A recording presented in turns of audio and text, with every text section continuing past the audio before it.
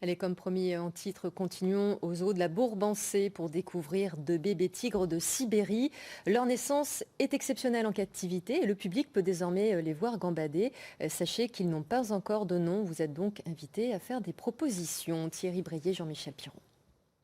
La mère et les enfants vont bien. Un et une bébé tigre de Sibérie de déjà 8 kilos chacun. Ils étaient arrivés à 3 heures du matin le 27 juin. Gestation puis naissance s'était passé le plus naturellement du monde, sous le regard attentif mais distant des soigneurs.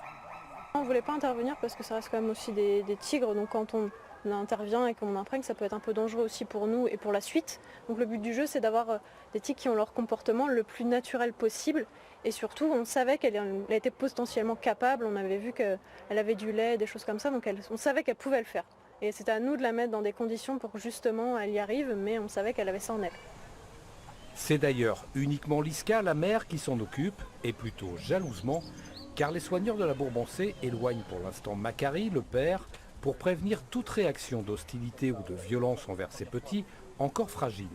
Des tigros qui grandiront tranquillement à la Bourbansée pendant 18 ou 24 mois avant d'être offerts à d'autres zoos partenaires.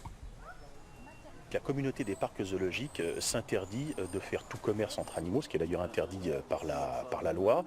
Et donc effectivement, tous les animaux sont donnés entre parcs zoologiques avec le seul but de faire de la reproduction, pour faire de la diversité génétique. Donc ces animaux vont partir en don dans d'autres parcs zoologiques. Nous en recevons à la Bourbansais, gratuitement, entre guillemets des dons, et nous en donnons quand nous avons ces naissances exceptionnelles. Grâce à ce système d'échange entre zoos, la population de tigres en captivité est en augmentation, à l'inverse de leur difficile situation dans la nature. Et comme les deux nouveau-nés n'ont pas encore de nom, le public est invité à faire des propositions en ce sens aux soigneurs du zoo, sur place ou sur Internet. Attention, la mère acceptera uniquement les bonnes idées.